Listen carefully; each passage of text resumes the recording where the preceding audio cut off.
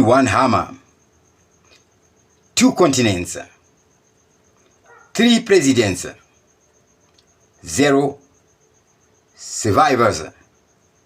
This is SADC After Dark. Yes, Sawubonani, greetings, good people. South Africa, Mzansi, or whatever is left of it after the Americans turn the rand into toilet paper and maybe Cyril Ramaphosa into a global meme. Yes, right now I'm broadcasting from level 7 at the FNB Stadium parking garage. Surface level Johannesburg is currently being circled by what the Pentagon calls weather balloons and what we call Donald Trump's emotional support drones. And now let's get into it. Buckle up, ladies and gentlemen, because we're going full on and the trumpet is getting louder. What happened at the G20? Did it suddenly become a G2030? Yes, ladies and gentlemen, we see Cyril Ramaphosa now goes face off and faces Donald Trump. And he addresses him like he is addressing an apartheid parliament. Watch Cyril Ramaphosa's wrist. That little flick, that's not protocol. That is 300 years of not anymore. It's one elegant karate chop. Diplomats are calling it the most expensive wrist movement in human history. Current estimates $600 million in frozen aid, 4 billion rand wiped off the Joburg Stock Exchange in 4 minutes, and the American president who had to be talked out of declaring war using only caps lock. In all this, where in the world is Mnangagwa? Cyril Ramaphosa is looking lonely on the world stage. Let's play a game. This game, let's call it I Find the Crocodile. Cyril needed his SADC brother. He sent 17 WhatsApp blue ticks. ED saw them all and replied them with eyeball emojis. That's not diplomacy. That's how you respond when you ask if you're still mad. Insiders say Mnangagwa has been running secret war room called Operation Wait and See Who Dies First, and the whiteboard allegedly has 2 columns. Left column if Cyril survives, gifts, solidarity visits, joint press conference. Right column if Cyril falls. Price list for union buildings, curtains, measurements for presidential desks, and post it just says, finally my turn. We see America on a 72-hour revenge tour. What happens there? Leading up to that summit. It is even more unfortunate that the reasons the United States gave for its non-participation were based on baseless and false allegations that South Africa is perpetrating genocide against Afrikaners and the confiscation of land from white people. This is blatant misinformation about our country.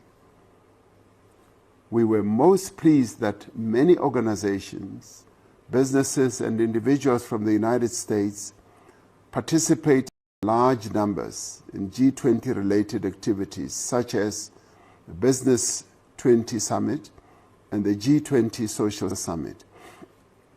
South Africa valued their constructive and enthusiastic participation. Earlier this week, we formally handed over the G20 presidency for 2026 to the United States, observing the appropriate diplomatic protocols. A few days ago, President Donald Trump made a statement to the effect that South Africa would not be invited to participate in the G20 in the United States. He repeated untrue statements about genocide. Whatever is happening, ladies and gentlemen, it means South Africa is a factor. That's a point to note. Of course, what it factors is not a factor right now, but it is a factor in whatever sense. And if a nation is a factor, it means it can factor in any matter should it decide to focus in that. Do we have a superpower in Africa? We as Africa, as SADC, as Africa Union, are we a superpower? Do we have any consolidated base of resources? What is happening with the G20? What is the G20?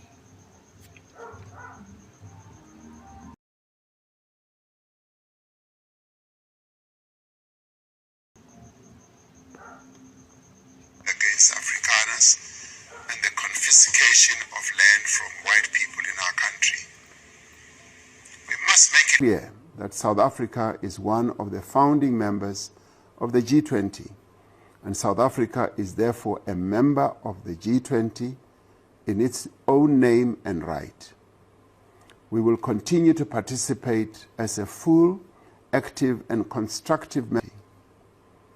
Despite the challenges and misunderstandings that have arisen between South Africa and the United States, South Africa remains a firm and an unwavering friend of the American people.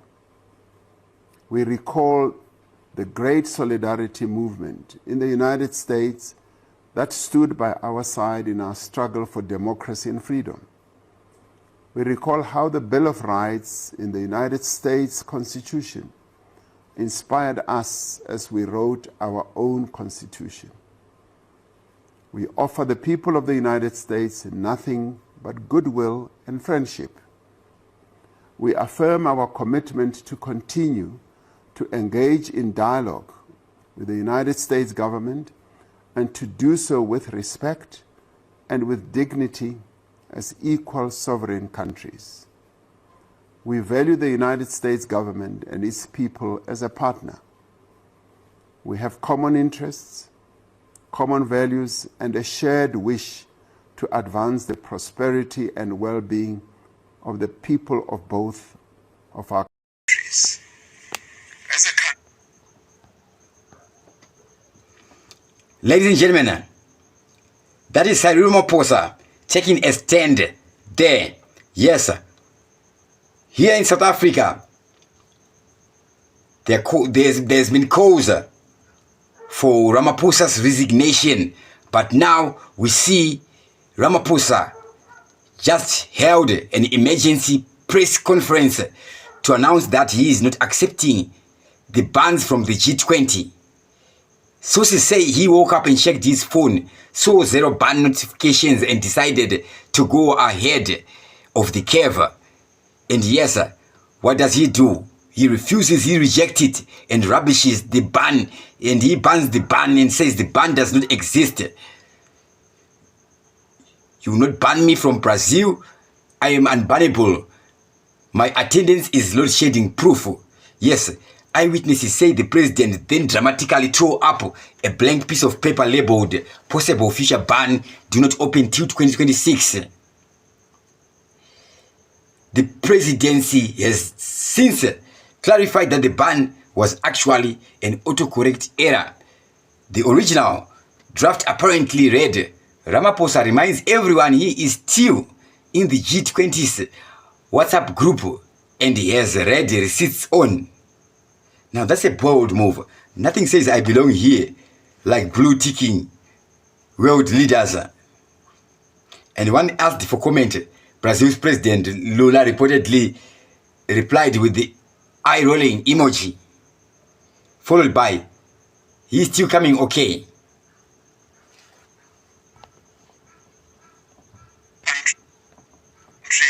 We are aware that the stance taken by the United States administration has been influenced by a sustained campaign of disinformation by groups and individuals within our country, in the United States and elsewhere.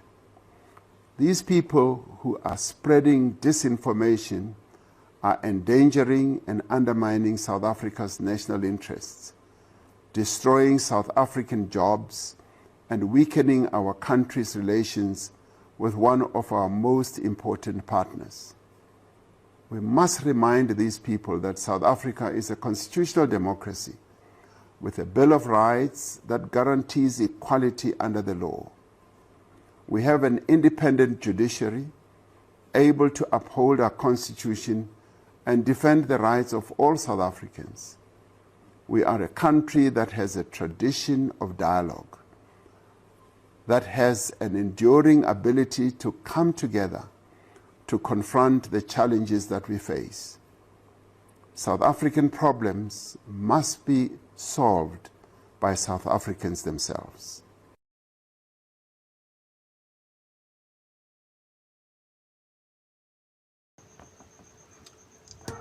South African problems must be solved by South Africans themselves.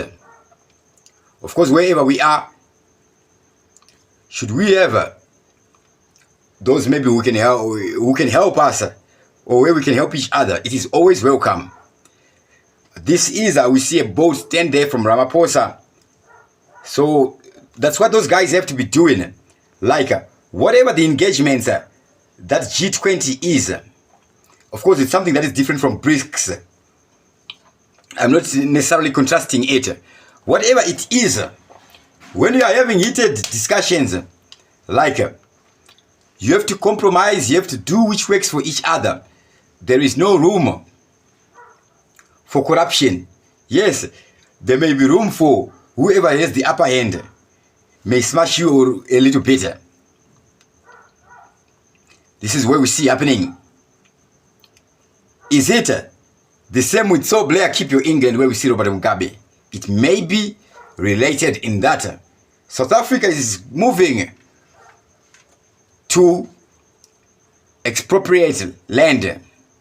Now, we're seeing involvement of Zimbabwe's presidency, Emmerson Mnangagwa. Now in Africa, everything Mnangagwa has to be involved. He's the big brother of the guys here.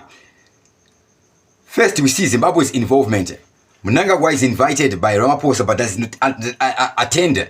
The vice president, Kositula Chiwenga, represented Zimbabwe engaging in bilateral talks with Ramaphosa, and this highlighted the ongoing regional ties, including Ramaphosa's past support for Mnangagwa, like attending his inauguration despite the SADC election criticism. South Africa is handing over the leadership of the G20 to United States of America. But we see a diplomatic flashpoint where the US boycotts the G20 handover. There is absence of the US. The Trump administration boycotts the summit, citing South Africa's land expropriation policies as enabling genocide against Afrikaners. So that is the white race there. I will not call it white supremacy. I think it's a higher value. Standing for your other. There may be Afrikaners, and this is about G20. And you find a room to leverage. It's another situation. And of course, this is governance, this is politics, this is a matter of life and taking care of your family. What happened in Zimbabwe? The land redistribution program. It did not only disable agriculture, It disabled the entire financial industry.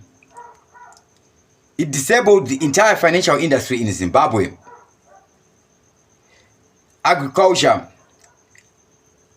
as much as we are underperforming right now, it is still the largest forex source. Agriculture brings in more forex than gold and diamonds combined. Just tobacco. We're not talking of things like blueberries, red berries, and other berries, watermelons and other melons. We're not talking about roses. Do we still even grow roses in Zimbabwe? Whatever we have, whatever is being exported from Zimbabwe,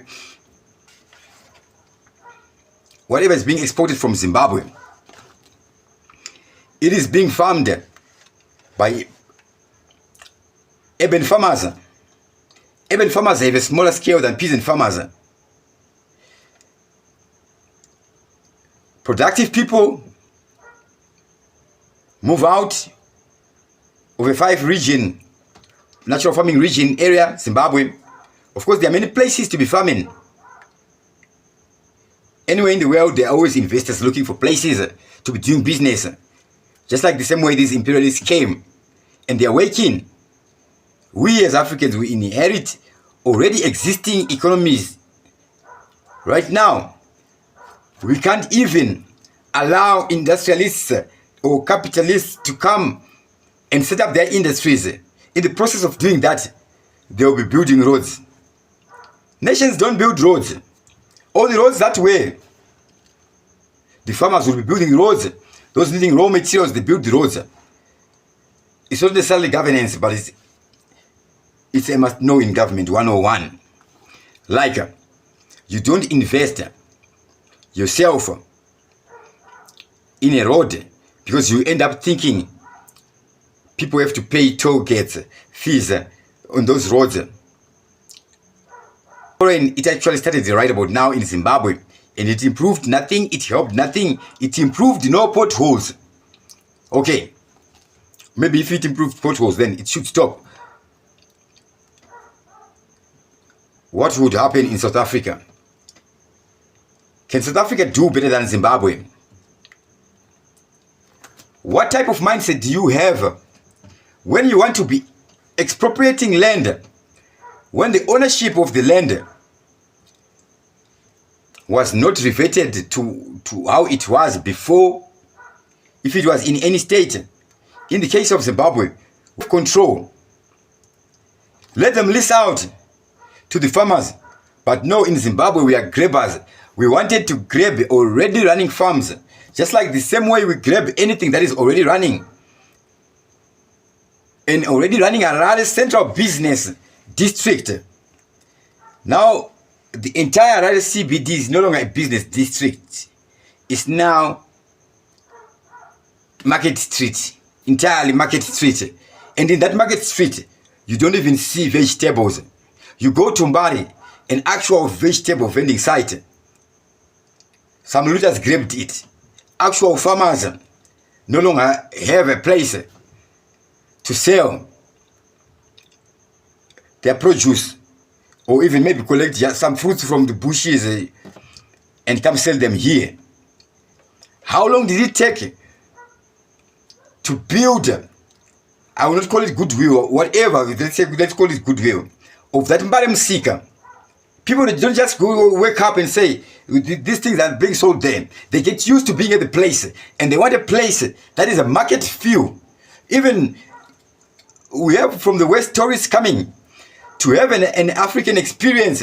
They want that authentic African feel. And the moment you think you are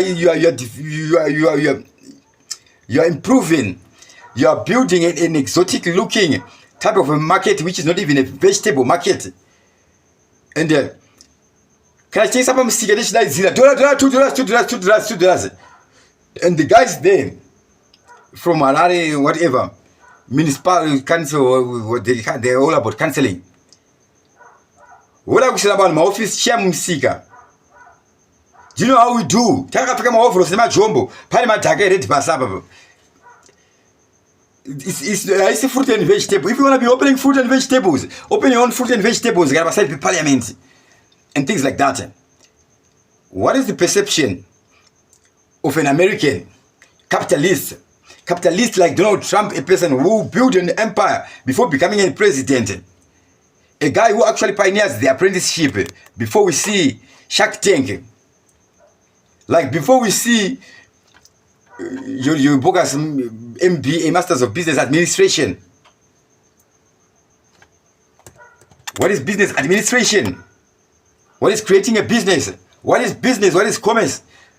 What is a financial economy? What economies do exist? Social economy. What is it? Yes, we may hit up a crowd, a mob, with slogans and chantings, and they demand land. And they then think they are entitled to a piece of land. Africans exist to be having of what they call real wealth, a piece of land, a real house. That is nothing. That is nothing. You die of hunger in that house. It will depreciate, you will not sell it anyway. It's worthless. Basically, those land in Zimbabwe, it's useless. It's useless land. It has no use, it has no purpose. Nobody wants to come and stay in Zimbabwe. Nobody wants to come and farm in Zimbabwe. So who buys that land? And in South Africa, Americans, they're not like a selfish people.